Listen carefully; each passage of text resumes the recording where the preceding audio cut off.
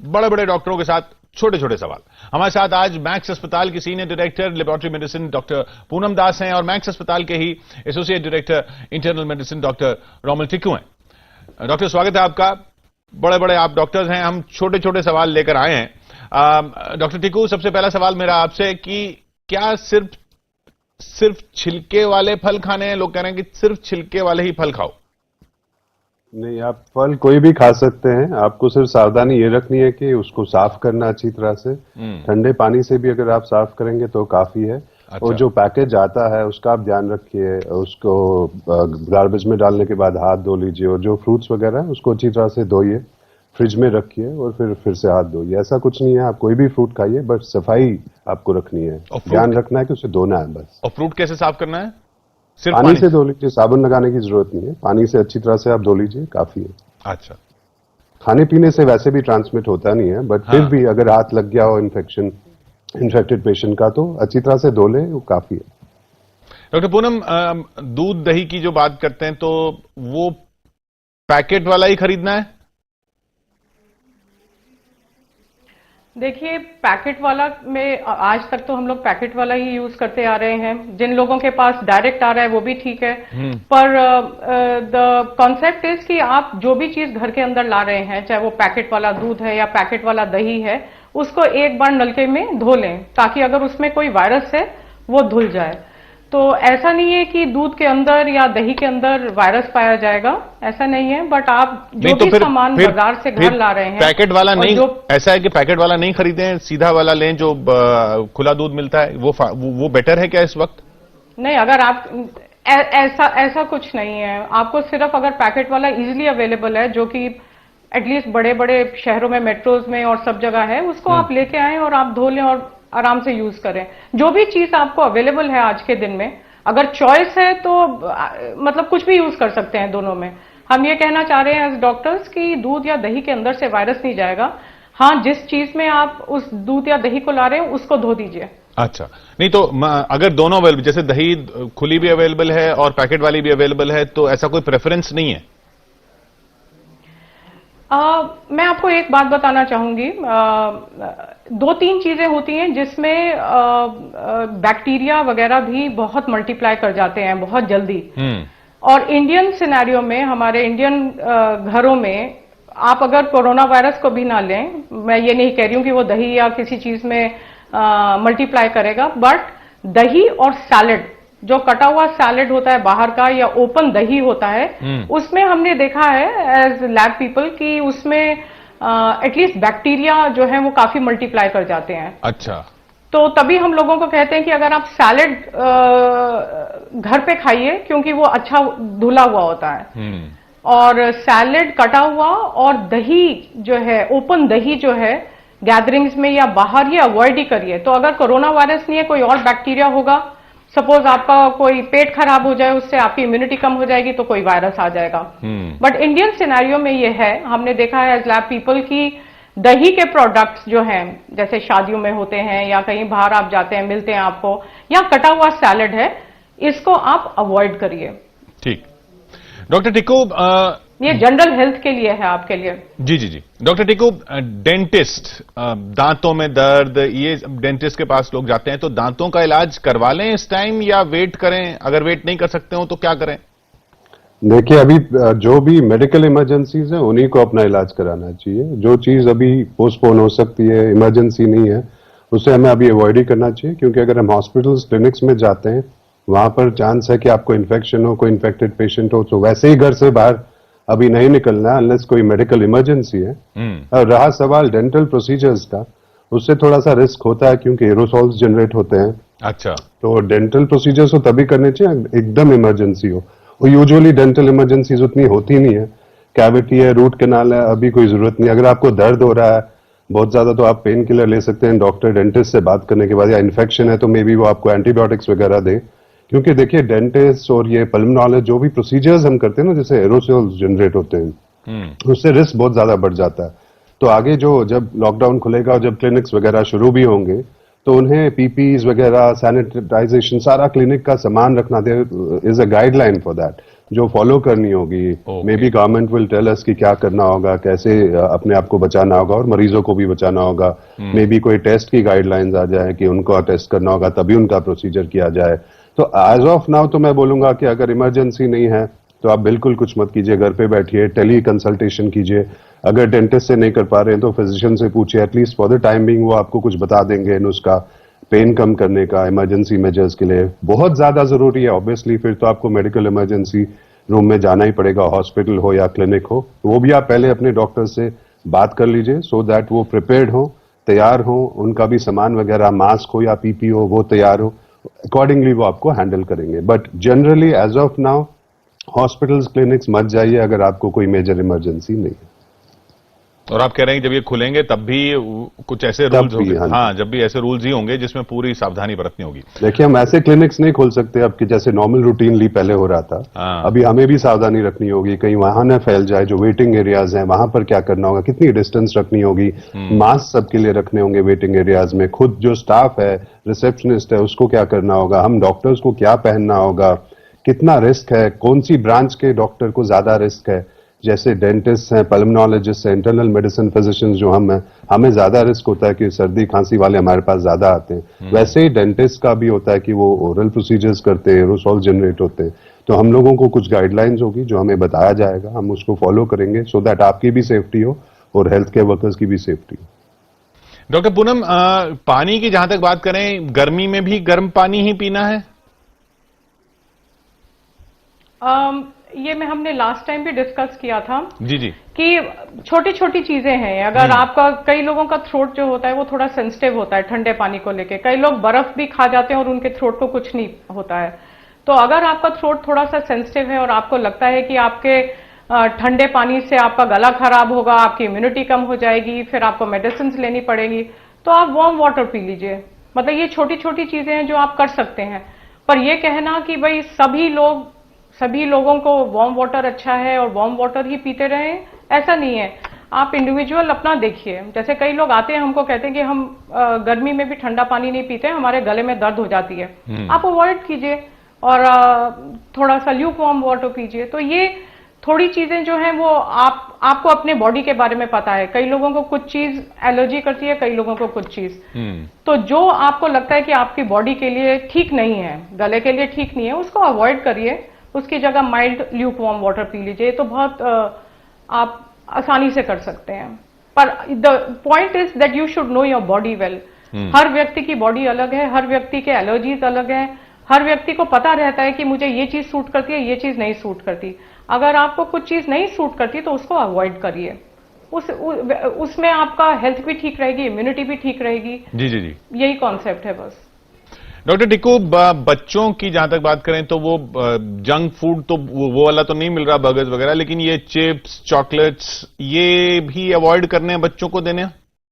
हाँ जी, जितना हो सके अवॉइड ही करना चाहिए, क्योंकि जंक फूड एम्प्टी कैलोरीज होती हैं, उससे वेट बढ़ जाता है। वैसे भी आजकल हम बाहर घूमने रहे हैं, बच्चे भी ज्यादा स्पोर्ट्स वगैरह में पार्ट नहीं ले रहे हैं, अंदर ही रुक रहे हैं, अंदर ही कोई स्पोर्ट्स खेल रहे हैं या जो भी इंडोर गेम्स है वो नहीं। मतलब इससे कोई खतरा तो, वैसा वाला खतरा तो नहीं है? नहीं, खतरा तो नहीं है ऐसा, बट जनरली क्योंकि आप अंदर ही हो, एक्टिविटीज कम है, वजन वैसे बढ़ने का चांस है।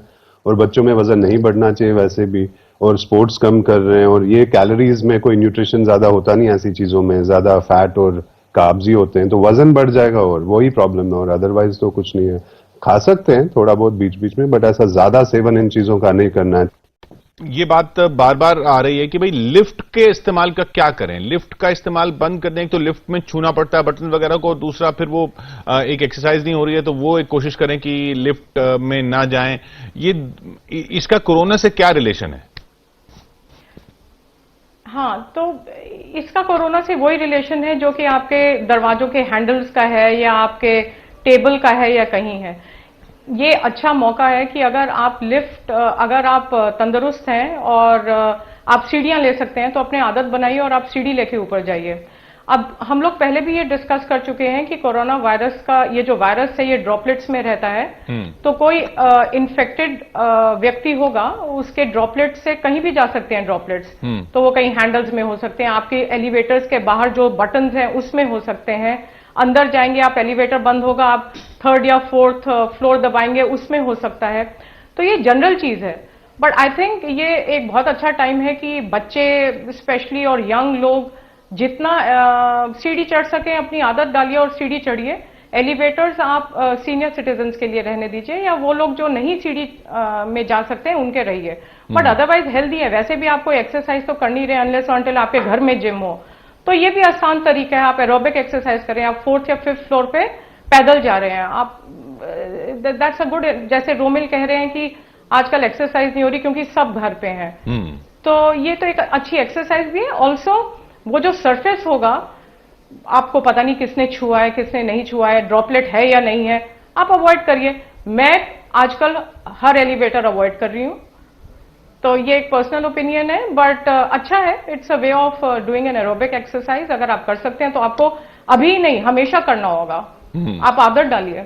हाँ, तो कई चीजों की आदत डालनी होगी, ऐसा लग रहा है जमाना वही आ गया है। डॉक्टर टिक्कू, अब सबसे खतरनाक जो बात आ रही है वो आ रही है एसिम्टोमेटिक।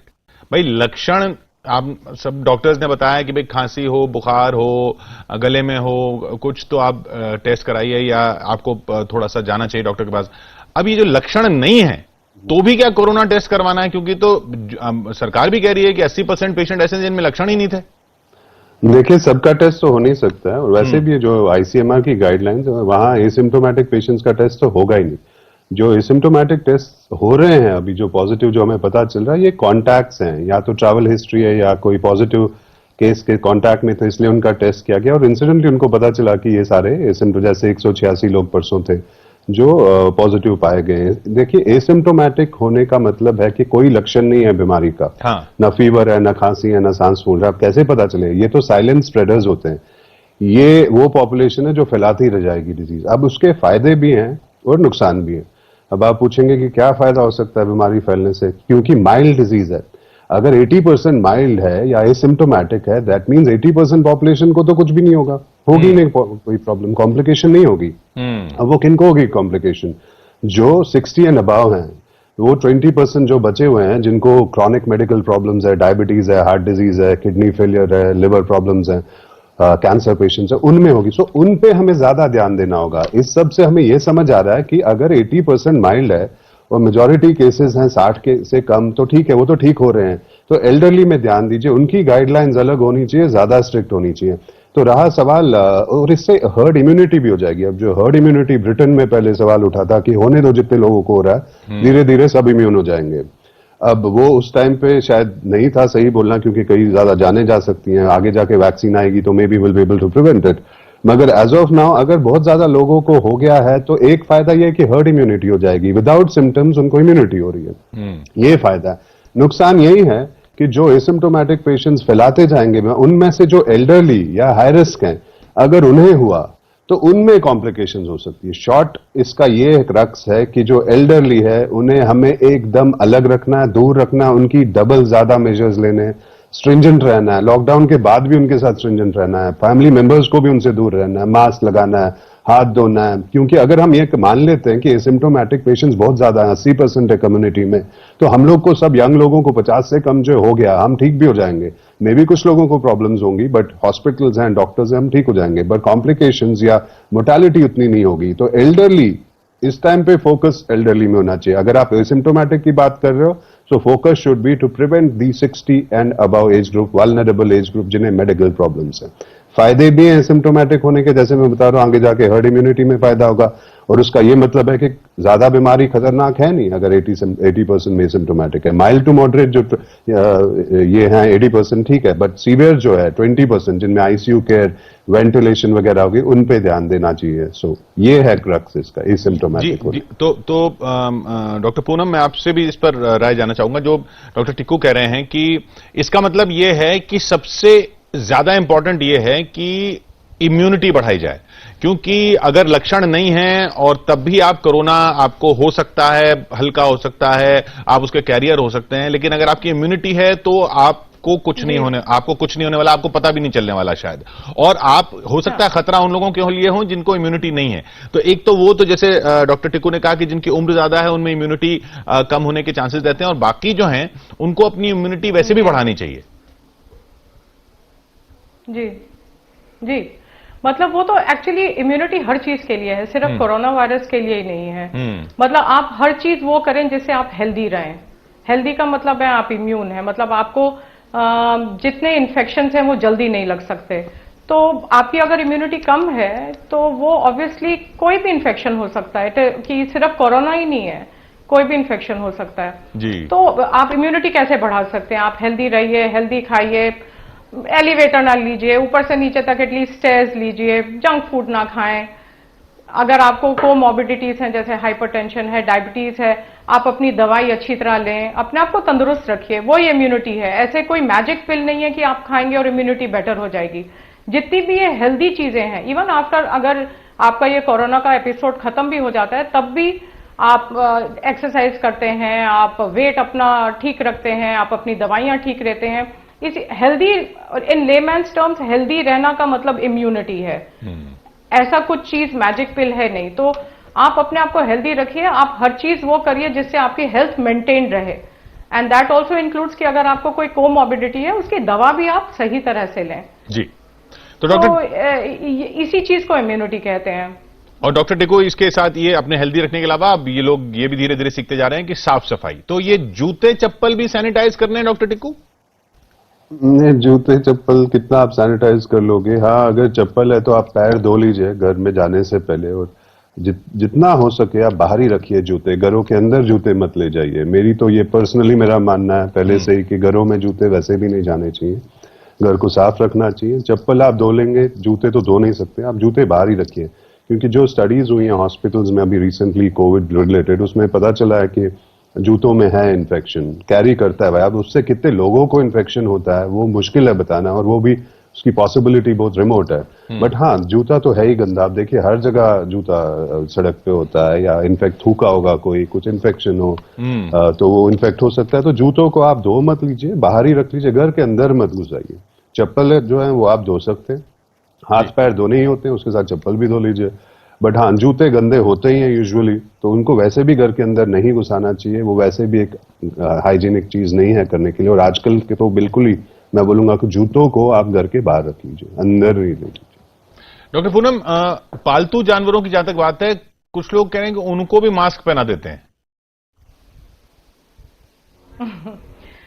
नहीं, बहुत लोग बहुत सारी चीजें कह रहे हैं। ये वाला जो वायरस है ये एनिमल से ट्रांसमिट नहीं हो रहा है।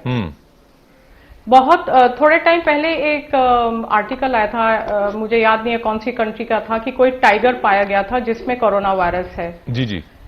तो ये सब वायरसेस जो हैं ये एनिमल्स में होते हैं, रहते हैं। जैसे HIV भी जब शुरू हुआ था तो शुरू में ये कहा गया था कि चिंपैंजीज में पाया गया था, उसके बाद ह्यूमन बींग्स में आया। फॉर एग्जाम्पल उनको खरोचा होगा या ब्लड के थ्रू ह्यूमन बींग्स में आया। सिमिलरली ये वायरसेस अगर किसी में है, किसी जानवर में है, पता नहीं है या नहीं है आज की डेट में, पर अगर हो भी तो इनका transmission animals to human beings नहीं है। मतलब एनिमल से व्यक्ति का ट्रांसमिशन इसमें नहीं है। सब्जियों की बात जहां तक हुई, पानी से धोने की हुई, आपने कहा पानी से धो लें। अब उसको धूप में भी सुखाना है क्या? कई लोग कह रहे हैं धूप में सुखा दीजिए उसके बाद। नहीं, जरूरत नहीं है, ऐसा कुछ नहीं है। 5-10 मिनट आप उसको बाहर ही रखिए, जब सूख जाए तो आप फ्रिज में रखिए या जहां पर भी आपको रखना है, पर धूप वगैरह में रखने की जरूरत नहीं है। जैसे मैंने पहले भी बताया कि ये चांस होना कि वो इन्फेक्टेड हो और सब्जी वाले ने उस पर खांसा छीका और वो पॉजिटिव है सब्जी वाला, हम ये सब मान के चल रहे हैं, जो बहुत रिमोट पॉसिबिलिटी है। और कितनी देर और वो सरफेस पे रहता है, सब्जी में कब तक वायरस सस्टेन करता है, वायबल रहता है। फिर जब आप धो रहे हो, उसको धोने के बाद भी वो वॉश ऑफ हो रहा है, वैसे ही क्लीन हो रहा है, अब हम मान रहे हैं उसके बाद भी उस पर वायरस है, तो वो carrying it a bit too far I would say. So possibility बहुत कम है। 5-10 मिनट आप रखिए उसको धूप में या बाहर रख सकते हैं, ऐसा कोई हार्म नहीं है, बट ऐसा कोई रूटीनली करने की जरूरत नहीं है। अभी भी ट्रांसमिशन जो है सबसे ज्यादा ड्रॉपलेट से होता है, 80% से ज्यादा ड्रॉपलेट, खांसने छींकने से, उसके बाद फोमाइट से। अगर कोई सरफेस से हुआ हो, टच हो रहा है, टेबल पे है, लैपटॉप पे है, फोन पे है और आपने हाथ लगाया, आप कितने पॉजिटिव केसेस खांस रहे हैं, छींक रहे हैं, वो चीज आपके घरों में पहुंच रही है, आपको उस हिसाब से सोचना होगा। बहुत कम चांस है, बट हाँ, सफाई तो रखनी है। दैट डजंट मीन कि हमें कंप्लेसेंट होना, हमें तो यही सोचना है कि हर आदमी पॉजिटिव है, हर सरफेस इन्फेक्टेड है, उसी हिसाब से हमें अपना काम करना है।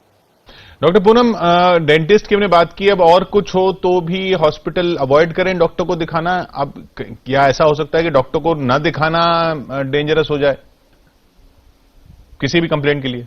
नहीं, वो आपको गेज करना है। हाँ, तो आजकल काफी फिजिशियंस टेली काउंसलिंग भी कर रहे हैं। अगर वो व्यवस्था नहीं है तो आप अपने फिजिशियन को एक बार टेलीफोन तो कर लें। कई चीजें ऐसी होंगी जो आप कॉमन सेंस से नहीं कर पाएंगे। फॉर एग्जाम्पल, अगर आपके सर में दर्द है तो हो सकता है आप क्रोसिन ले लें, पर आपके सर दर्द 2-3 दिन चला, आपको वॉमिटिंग आ रही है, सर दर्द, तो आपको लगेगा ये नॉर्मल सर दर्द नहीं है। ऐसे केसेस में अगर आप कहीं किसी अस्पताल की इमरजेंसी में जा सकते हैं तो जरूर जाएं। और अगर कोई इमरजेंसी नहीं लग रही है तो एटलीस्ट अपने फिजिशियन को टेलीफोन से राय ले लें। अब जैसे गर्मी बढ़ती जा रही है, अब सवाल एसी काम कई बार कर चुके हैं, अब एसी और कूलर में अगर चॉइस है तो क्या चलाना चाहिए, डेजर्ट कूलर या एसी? एसी के बारे में मैं आपको क्लियर कर दूं एक बार कि जो घरों में एसी है वो विंडो एसी है या स्प्लिट एसी है, उससे चांस इन्फेक्शन फैलने का बहुत कम है। क्योंकि घरों में पॉजिटिव पेशेंट्स तो है ही नहीं, बहुत कम जो है वो हमें पता है वो आइसोलेटेड है। मान लो हैं भी तो उसी कमरे में लिमिटेड है वो, तो इन्फेक्शन वैसे भी उन कमरों में सफाई वफाई तो करनी है। ये जो एसी का खतरा है इन्फेक्शन फैलने का, ये उन जगहों पर है जैसे होटल्स हैं, हॉस्पिटल्स हैं, जहां सेंट्रली एयर कंडीशन यूनिट्स हैं। अब वहां क्या होता है कि सर्कुलेट होता है ये हर जगह। अब एक जो स्टडी हुई थी चाइना में, गुआंगझो में, एक रेस्टोरेंट में 3 फैमिलीज खाना खा रही थी, आसपास ही थे टेबल्स उनके। तो पहला पेशेंट जो था उसको 24 जनवरी को कुछ सिम्टम, उसी दिन सिम्टम्स आए जो खा रहा था खाना। हो सकता है उसने खांसा हो, छींका हो, उनको 10-15 दिन के बाद उन्होंने देखा कि वो जो बाकी टेबल्स पे थे दो लोग, उन्हें भी हो गया। तब से ये आ गया कि शक। उस स्टडी का भी कंक्लूजन ये 100% नहीं था कि इनको उसी से हुआ, बट मोस्ट लाइकली उन्होंने बोला था कि उससे हुआ होगा। उसका मतलब ये है कि अगर उस कमरे में जहां पॉजिटिव पेशेंट है वो खांस रहा है, ड्रॉपलेट इन्फेक्शन है, क्योंकि एसी से सर्कुलेट हो रहा है एयर, तो आसपास उस कमरे में वो ड्रॉपलेट्स फैल सकते हैं। अब वो ड्रॉपलेट्स एसी के डक्ट के थ्रू हर कमरे में जाएं, लॉन्ग रेंज में फैला दे पूरी बिल्डिंग में, ये बहुत अनलाइकली है कि वो हर जगह। कितना वायबल रहता है डक्ट्स में, क्या परसेंटेज है उसकी इन्फेक्शन, फिर उससे कितने लोगों को होता है, तो ये मुश्किल है बता। तो उस कमरे में स्पेशली देखा गया, या डायमंड प्रिंसेस में भी उन्होंने स्टडी करी थी क्रूज में, कि जो कमरे साफ किए गए थे उनमें वायरस नहीं मिला, और एक कमरा उन्होंने साफ नहीं किया और वहां उनको बाथरूम में, हैंडल्स में, सिंक में वायरस मिला था। क्योंकि एयर से जो ये आसपास सराउंडिंग्स में फैल रहा है, इन्फेक्ट हो रहा है, फोमाइट्स, उनको हाथ लगाने के बाद अगर आप फेस को हाथ लगाएंगे तो आपको इन्फेक्शन होगा। तो इन शॉर्ट कहना यह है कि सेंट्रली एयर कंडीशन में थोड़ा सावधानी रखनी होगी, बट आपके घरों में जो एसी है, स्प्लिट है या विंडो है, मोस्ट लाइकली कुछ भी नहीं होगा, क्योंकि पॉजिटिव केसेस घर पे होंगे नहीं। मान लो आइसोलेशन में है कोई पॉजिटिव केस, हाँ उनका तो कमरा वैसे भी साफ करना चाहिए पूरी तरह से, मास्क पहनने चाहिए, सावधानी रखनी होती है, उन्हें भी मास्क देना होगा। सो आई वुड से घरों में ऐसे घबराने की कोई बात नहीं है। सेंट्रली एयर कंडीशन में वो देखेंगे अथॉरिटीज क्या करना है, कैसे करना है, रिसर्कुलेट हो रहा है एयर, नहीं हो रहा है, बट उसके बावजूद भी it is limited to those rooms where the positive patient is staying. I wouldn't say कि सेंट्रली एयर कंडीशन है इसलिए पूरी बिल्डिंग में हो रहा है। तो ये तो सिर्फ एसी की बात हुई। अब doctor Poonam, AC versus cooler कौन सा प्रेफरेबल है? या आपके घर जो भी है, चाहे एसी है आप एसी चलाएं, कूलर है कूलर चलाएं, बट जैसे हमने लास्ट टाइम कहा था कि थोड़ा वेंटिलेट करिए आप अपने घर को। ऐसा नहीं है कि पूरा दिन 24 घंटे आपने एसी ऑन कर दिया या कूलर ऑन कर दिया। अच्छा। थोड़ी थोड़ी देर बाद आप वेंटिलेशन होने दीजिए। अगर आप अपार्टमेंट में हैं तो और अपनी खिड़की है या दरवाजा है उसमें क्रॉस वेंटिलेशन होने दीजिए। अगर आप इंडिपेंडेंट घर में रह रहे हैं तब भी खोलिए। मतलब आप, ऐसा नहीं हो सकता कि भाई आपने एसी ऑन कर दिया, पूरे दिन एसी ऑन है, या कूलर ऑन है तो पूरे दिन कूलर ऑन है। The concept of ventilation has to be there कि आप अच्छा अपने घर में हवा क्रॉस करने दें, खिड़कियां खोल दीजिए, वो बहुत इंपॉर्टेंट है। कुछ भी मतलब जो डेजर्ट कूलर में पैड वगैरह रहते हैं उन सबसे उतना ही खतरा है जितना एसी से है, या उतना ही नहीं है जितना एसी से नहीं है? दोनों में फर्क कुछ नहीं है? जी, बस कूलर्स में हम लोग को, हाँ, बट कूलर्स में हमको यही देखना है कि अगर आप कूलर नहीं चला रहे हैं तो उसमें पानी स्टैग्नेट, मतलब पानी रुक ना जाए, क्योंकि फिर क्या होगा कि उसमें मच्छर पैदा होने शुरू हो जाएंगे और फिर तमाम बीमारियां शुरू हो जाएंगी। तो एक इंडियन सिनेरियो में ये आपको बहुत देखना है कि पानी सर्कुलेट हो रहा है। अगर आपने 3-4 दिन बंद कर दिया कूलर और उसका पानी अंदर रह गया तो उसमें मच्छर पैदा हो जाएंगे, लार्वा पैदा हो जाएंगे, क्योंकि स्टैग्नेंट वाटर, जो रुका हुआ पानी है, उसमें मच्छर होता है। फिर कोरोना वायरस को छोड़ के आपकी तमाम और चीजें चल जाएंगी। जी जी। तो कूलर्स में सिर्फ वही ध्यान रखना है कि आपको पानी, अगर आप नहीं यूज कर रहे हैं तो खाली कर दीजिए कूलर को। बट आपके घर कुछ भी है, कूलर है, एसी है, पंखा है, दरवाजे खिड़के खोलिए, लिव अ हेल्दी लाइफ। तो डॉक्टर पूनम, और अब पर्सनल हाइजीन की जहां तक बात करें, क्या ये जो दाढ़ी मूछ लोग रखते हैं वो भी कोई खतरा है, दाढ़ी मूछ ना रखें?